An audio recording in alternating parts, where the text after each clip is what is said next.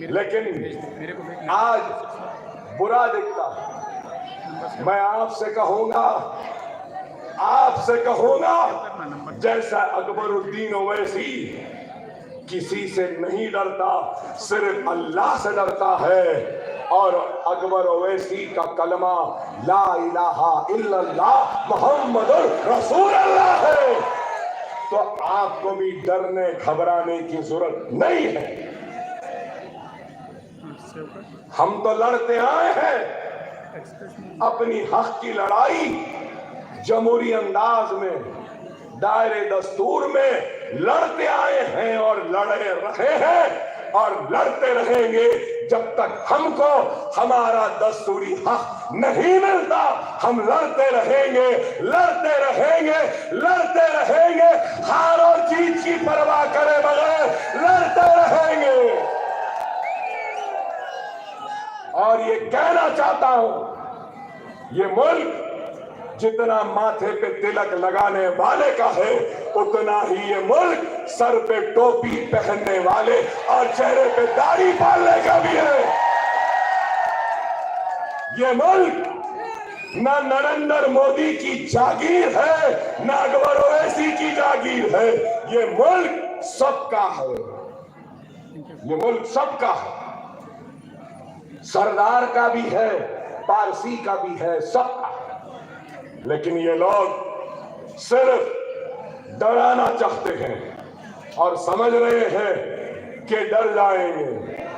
अरे मैं इस मजमे की इजाजत के साथ ये बात कहना चाहता हूं, अगर मेरी बात से मुत्तफिक है तो मैं नारा लगाऊंगा, उसके बाद कहना।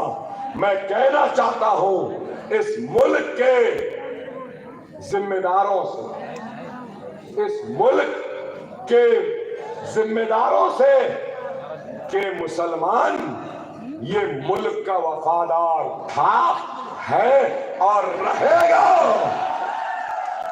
अल्लाह ना करे अगर कोई ऐसा वक्त आएगा, इस मुल्क के लिए सबसे पहले अपने सीनों और गर्दनों को पेश करने वाला मुसलमान होगा और मुसलमान ही रहेगा।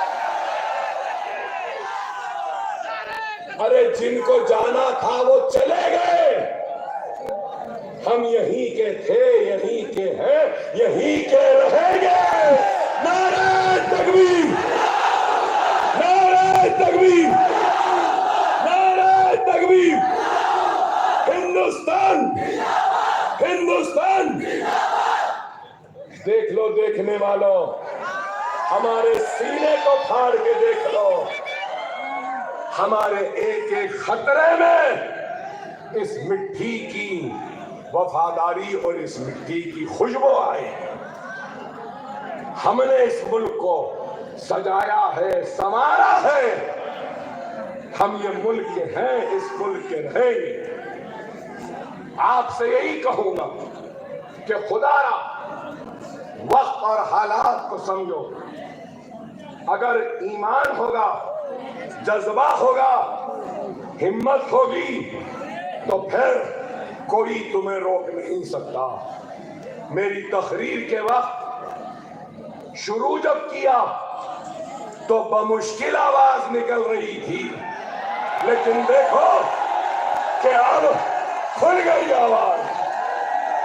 ये अल्लाह का करम है, आपकी दुआएं हैं, आपकी मोहब्बत है, आपका खुलूस है, आपसे रिश्ता है, इसलिए अल्लाह ने इस आवाज में फिर से ताकत दे दी।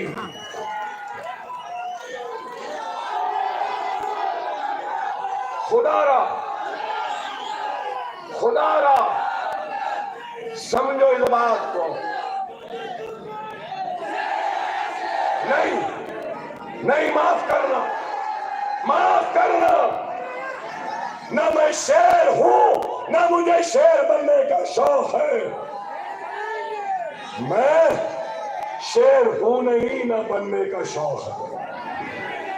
इतनी दूर से हैदराबाद से गाड़ी में बैठकर घूम रहा हूं 8 दिन से, तो अल्लाह उसके रसूल की कसम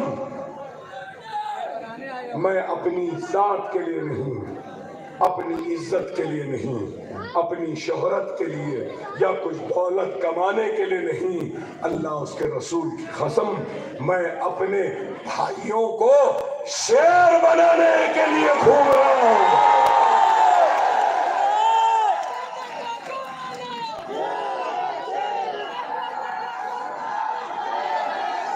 एक अकबर है, एक अकबर है तो इतनी परेशानी है, अल्लाह मुझे हयात 1000 अकबर बना दूंगा। बनना है, बनना है, शेर भी बनना है, बनना है शेर।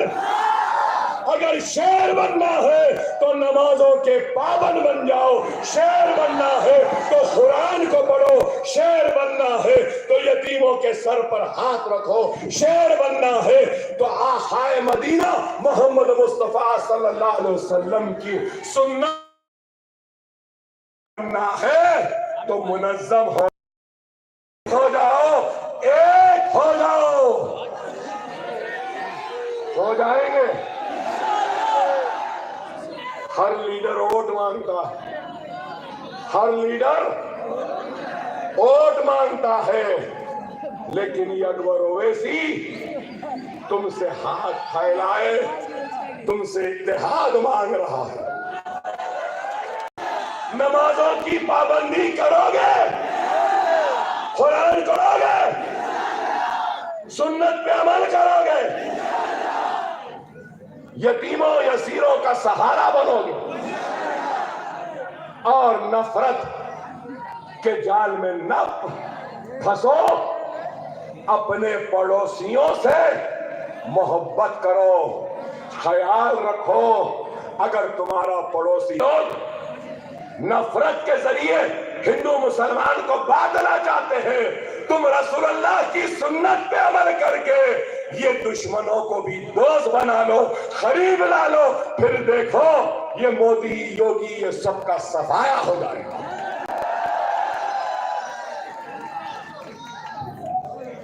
अल्लाह अल्लाह अल्लाह हर किसी को ऊंचा मुकाम देता, नीचे से ऊंचा बना कोई।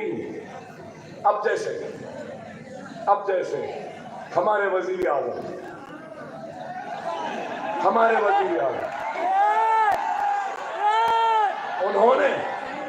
उन्होंने खुद कहा, मैं नहीं कह रहा हूं, मोदी साहब ने खुद कहा कि मैं चाय के ठेले पे चाय बेचता।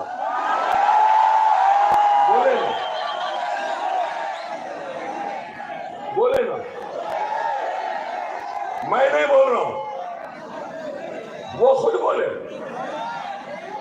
मगर हमारी जमहूरियत की ताकत को देखो, हमारी जमहूरियत की ताकत को देखो कि चाय वाला वजीर आजम बन सकता है। ये हमारी जमहूरियत की खूबसूरती। हाँ, वो भी बोले सही है, बोले थे कड़क चाय, नरम चाय, बोले, ये भी बोले। हाँ, और एक बात भी बोले थे, नाली में से गैस निकाल सकते, ये भी बोले। हमारे वजीर आजम बड़े बड़े बातें करते हैं, बड़े बहुत। मगर मैं क्या कहता हूं मालूम आपको, एक फकीर था बादशाह बन गया। क्या? एक फकीर था बादशाह बन गया। एक बादशाह था वो फकीर बन गया। सुन रहे, समझ रहे? एक फकीर था बादशाह बन गया, एक बादशाह था फकीर बन गया। अरे अफसोस तो इस बात का है, वो फकीर जो बादशाह बन गया उसमें बादशाहत नहीं आ सकी, लेकिन वो बादशाह जो फकीर हो गया उसके फकीरी में भी बादशाहत थी। आज बोला हुआ है। और वही फकीर मैं हूं, वही फकीर आप हैं। लेकिन हमारी फकीरी में भी बादशाहत है, अल्हम्दुलिल्लाह। अब वो कौन बादशाह है जिसकी बादशाहत में भी अब अगर फकीर आपको बड़ी वक्त में खत्म कर दूंगा। मेरी भी तबीयत ठीक नहीं है मगर कोशिश कर रहा हूं।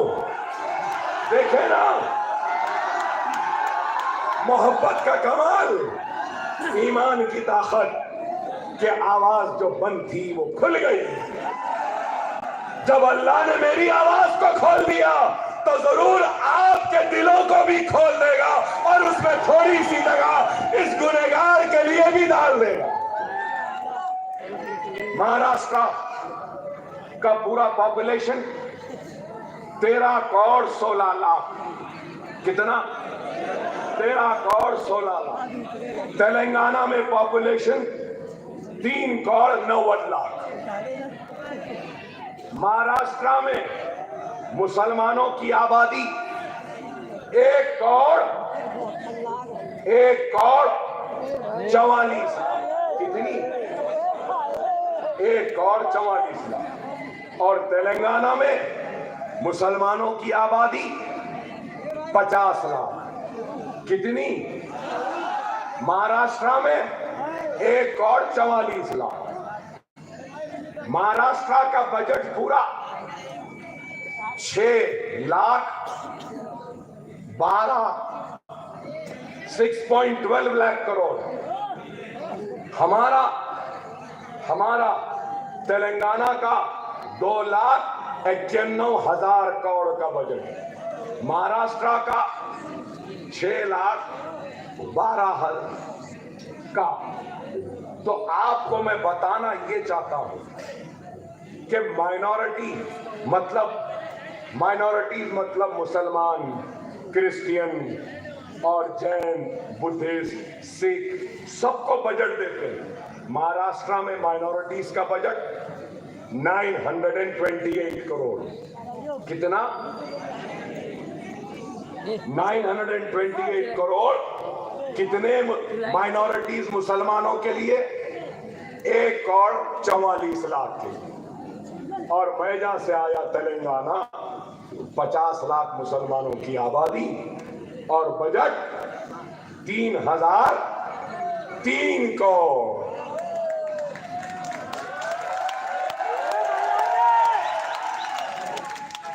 अब आप बताओ मजलिस आना था नहीं आना था? यहाँ पे आप बोलो।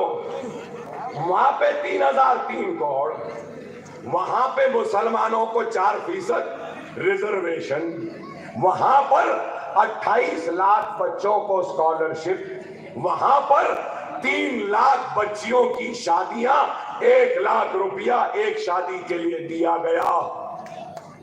तो फिर यहां पे वो काम क्यों नहीं? यहां पावरलूम है, यहां पावरलूम है। पावरलूम को बैंक लिंक सब्सिडी लोन दिया जाता है, सही है ना? हमारे पास कोई बैंक नहीं, सीधा 1 लाख रुपया मुसलमान को दिया जाता है। यहां है हमारा बच्चा अगर यूके, यूएसए, ऑस्ट्रेलिया, न्यूजीलैंड कहीं पर भी जाके पढ़ना चाहता है तो उसको 20 लाख रुपया देते हैं अमेरिका की यूनिवर्सिटी में पढ़ने के लिए। यूके की यूनिवर्सिटी, ऑस्ट्रेलिया, न्यूजीलैंड में प्लेन का टिकट भी देते हैं, हॉस्टल की फीस भी देते हैं, सेमेस्टर की फीस भी देते हैं। 20 लाख कैसा?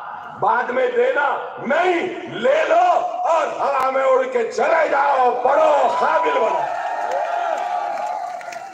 यहां है किसी मुसलमान ने दिलाया? नहीं दिलाए। यही है।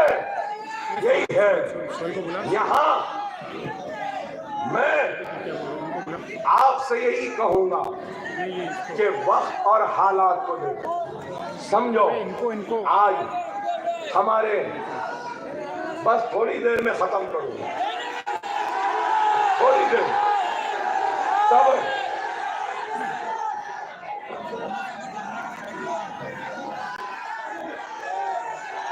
एक मिनट भाई, मैं अहम बात कर रहा हूं, अहम बात कर रहा हूं।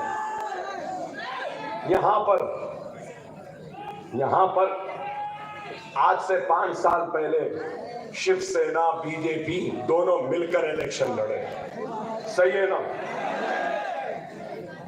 इलेक्शन हुआ, दोनों बिछड़ गए, लैला एक तरफ मजनू एक तरफ,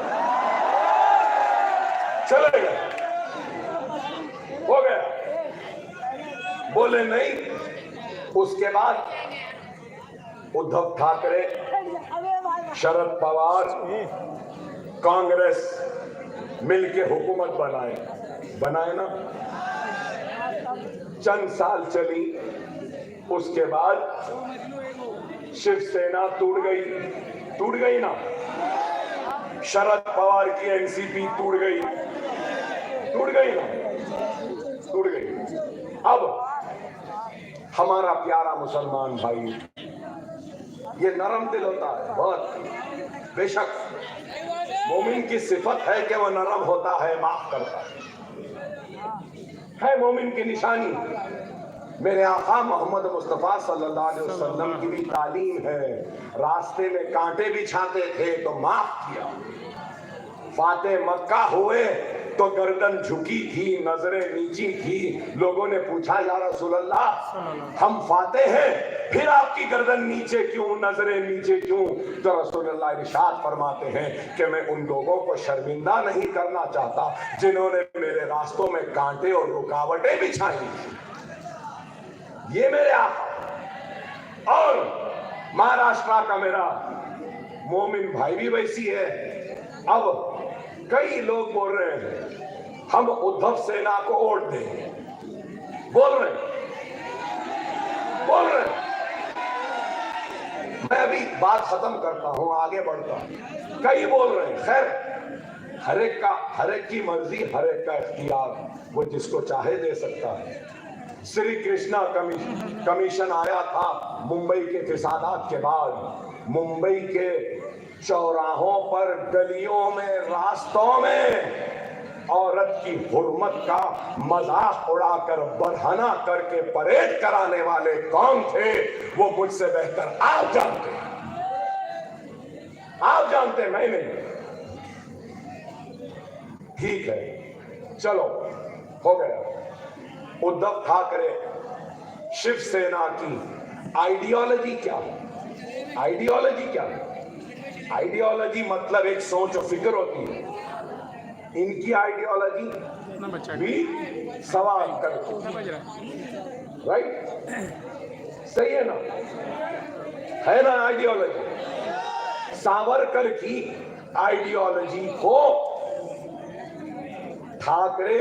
उद्धव ठाकरे शिवसेना कबूल करे भाई, वो उनका इख्तियार है। मेरी आइडियोलॉजी सरकार मदीना, उनकी सुन्नत, मेरी आइडियोलॉजी। इनकी आइडियोलॉजी वीर सावरकर है ना? कांग्रेस की आइडियोलॉजी महात्मा गांधी की आइडियोलॉजी है ना? ये भी तो अब सवाल ये है, क्या वीर सावरकर की आइडियोलॉजी को राहुल, प्रियंका, सोनिया ने कबूल किया है, या उद्धव ठाकरे ने वीर सावरकर को छोड़कर गांधी की आइडियोलॉजी को कबूल किया है? बोलो ना, आप बोलो। अरे आज कांग्रेस गारंटीज का ऐलान करी, अरे गारंटीज तो छोड़ो, औरतों को फ्री ट्रैवल, गैस का सिलेंडर, ये वो। हमारे पास भी वोट बोले, हथेली में जन्नत दिखाए, कौन सी गारंटी, किधर की गारंटी, क्या है पता ही नहीं है। ऐसा है कि ये दे देंगे, वो दे देंगे, वो दे देंगे, वो सब कुछ नहीं। सबसे पहले उद्धव ठाकरे, सोनिया गांधी, राहुल गांधी, आदित्य ठाकरे, अब हमारे शरद पवार, सुप्रिया सूले, ये सब लोग मिलके ये एक बॉन्ड पेपर पर सबसे पहली गारंटी देना, इलेक्शन के बाद में सीट आओ या नहीं आओ, इख्तियार आओ या नहीं आओ, हम एक दूसरे को नहीं छोड़ेंगे। क्या इसकी गारंटी है? क्या इसकी गारंटी है? फिर से मोदी साहब अगर चले गए ना, मातुश्री बोलते ना, मातुश्री है ना ठाकरे साहब का घर, अगर मोदी साहब मातुश्री चले गए तो उद्धव ठाकरे मिस्टर मोदी से गले मिल लेंगे, योगी दोनों को फूल पिला लेंगे, अमित शाह ऐलान कर देंगे कि ठाकरे और बीजेपी एक हो गई। गया हुआ, वोट डाले थे, ले जाके वो मोदी के कदमों में डाल दिए।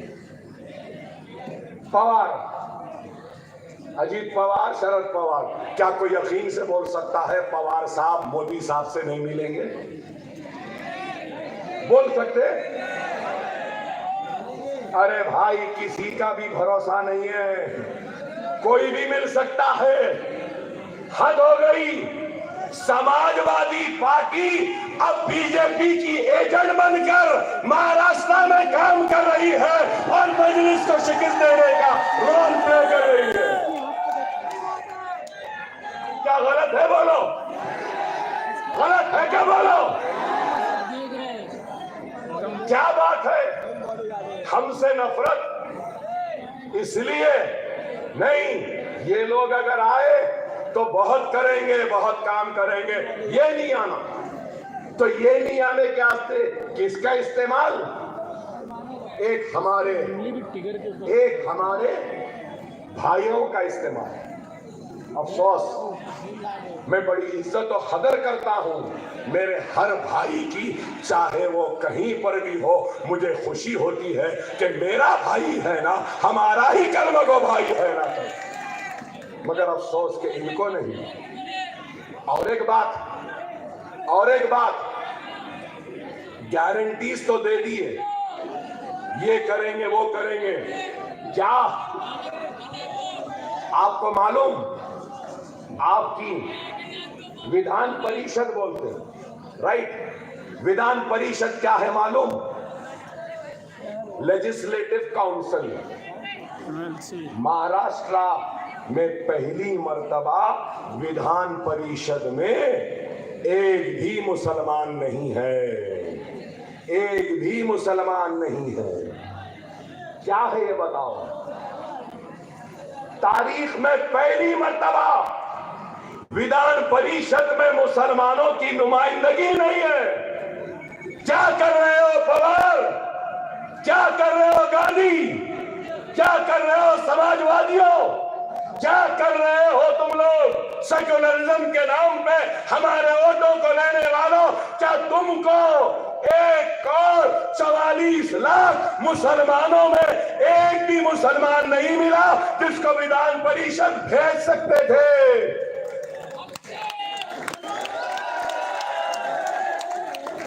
नहीं भेजे। अरे भाई, यही है, जब हमारा मामला आता ना तो सब हमसे बोलते हैं ऐसा है, वैसा है, ये है, वो है, वोट दे दो, वोट दे दो। हम वोट देने की मशीन बन गए हैं। कभी गांधी को वोट दिया, कभी जनता को वोट दिया, कभी समाजवादी को दिया, कभी यादवों को दिया, कभी लालू को दिया, कभी रेड्डी को दिया, कभी राव को दिया, कभी पवार को दिया, कभी पटेल को दिया, कभी पाटिल को दिया। अरे क्या कभी तुमने मुझको दिया? अरे वक्त है, मुझे दे दो। तुम्हारा नुमाइंदा मैं बनूंगा, तुम्हारी नुमाइंदगी मैं करूंगा, तुम्हारी हक की लड़ाई मैं लड़ूंगा, इंसाफ के लिए हम लड़ेंगे। जब तक जिंदा हो आता रहूंगा, दिलों को जीतने की कोशिश करता रहूंगा। हारता हूं तो हार जाओ, मुझे परवाह नहीं। मैं इलेक्शन जीतने तो बेशक आया हूं, लेकिन इलेक्शन के साथों साथ अपने भाइयों के दिलों को जीतने के लिए ज्यादा आया हूं। हकीकी फातेह वो होता है जो दिलों को फतेह कर ले। और फिर कह रहा हूं, तकरीर शुरू करा, आवाज नहीं थी। आप मायूस थे कि अकबर साहब की आवाज नहीं है, लेकिन देखो अल्लाह का करम, इल्लल्लज़ीना आमनू व आमिलुस सालिहात। अगर अमल सच्चा साले तो दुनिया की कोई ताकत तुमको रोक नहीं सकती। अगर आप सच्चे हैं, मैं सच्चा हूं, हमारे ईमान में साले है, तो फिर हमारी कामयाबी को कोई नहीं रोक सकता।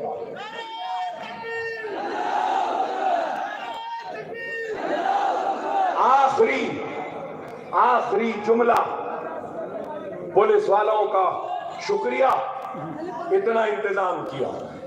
मैं जहां भी जाता हूं ना, सबसे पहले लेटर दे देते। आज भी बोला, अरे भाई आवाज ही नहीं है। तो पुलिस वालों ने कहा, अकबर साहब आवाज भी नहीं है, आप खाली ठहर के ऐसा भी करें तो कुछ भी हो सकता है। दस्तखत करा लिए, लेटर दे दिए, बहुत बहुत शुक्रिया, ड्यूटी कर रहे हैं। मैं आपकी इजाजत